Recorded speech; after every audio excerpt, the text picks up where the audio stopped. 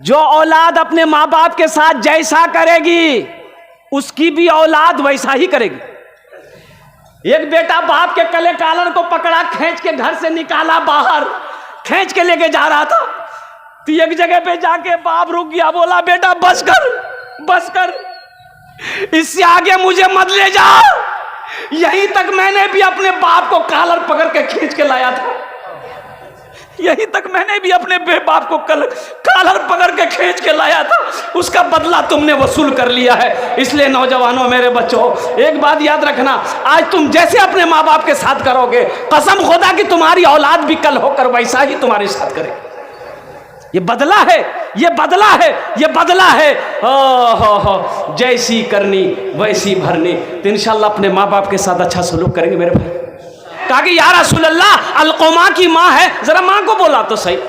माँ आई, इमामुल अंबिया सल्लल्लाहु अलैहि वसल्लम ने उनकी माँ से खिताब फरमाया, ओ ज़ईफ़ा, तेरा बेटा अलक़मा के साथ में तेरा कैसा रिश्ता है?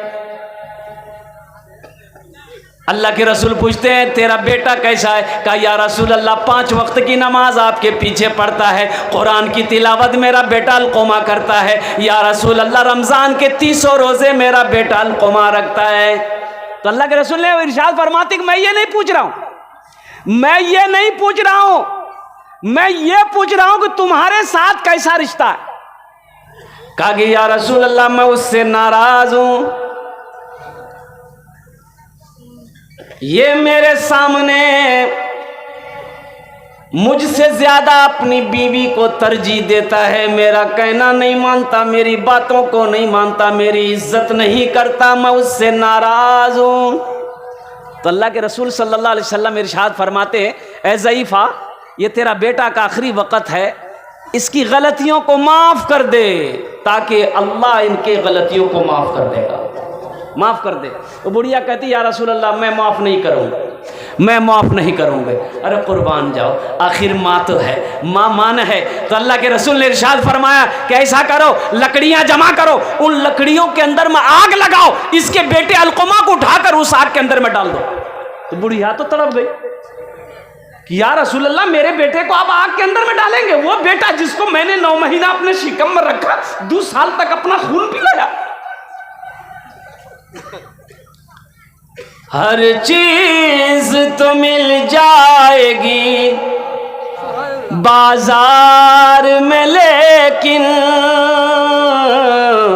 बाजार में, लेकिन हर चीज तो मिल जाएगी बाजार में, लेकिन बाजार में, लेकिन माँ बाप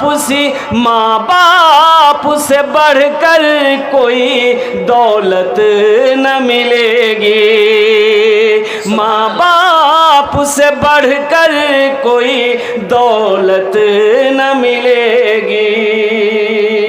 आंचल जो उठा कर तेरी माँ जो दुआ कर दे, माँ जो दुआ कर दे, दुनिया हो या उक़बा कहीं जिल्लत न मिलेगी।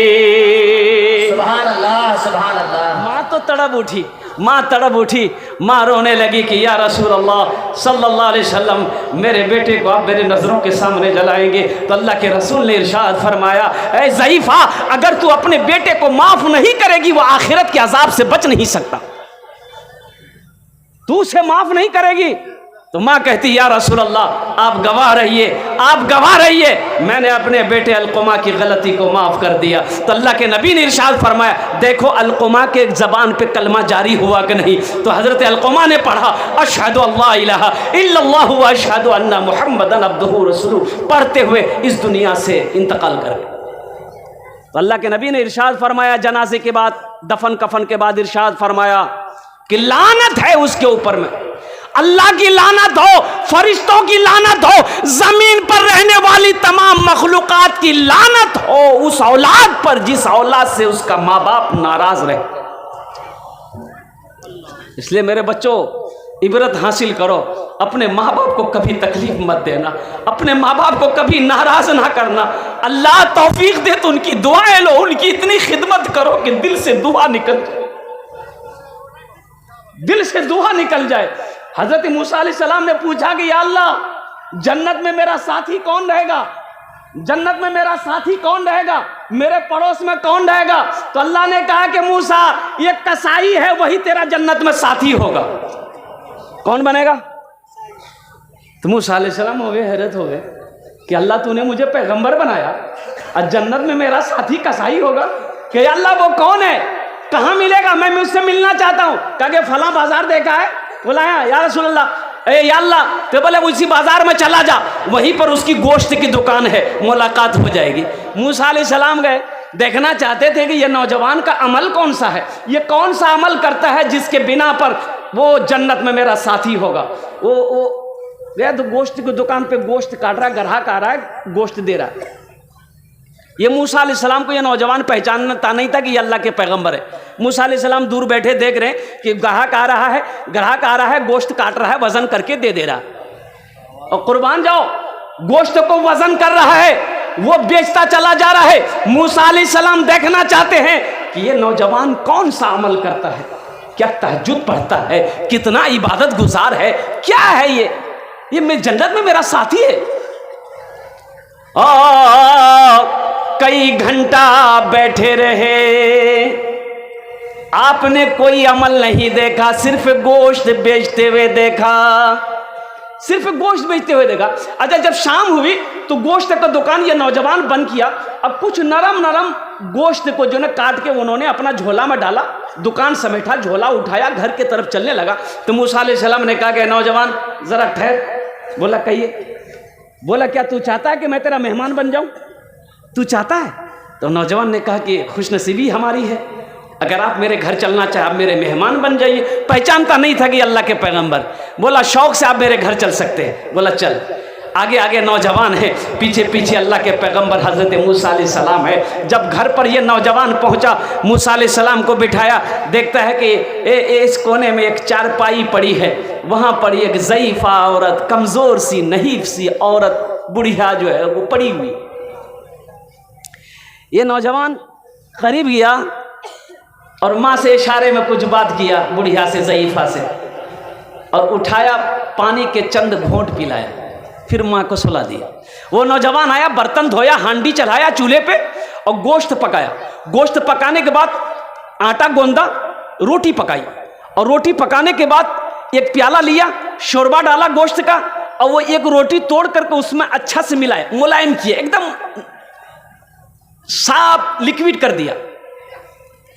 मूसा अलैहिस्सलाम देखते जा रहे हैं, अल्लाह के पैगंबर देखते जा रहे हैं। कुर्बान जाइए, लिक्विड हो गया।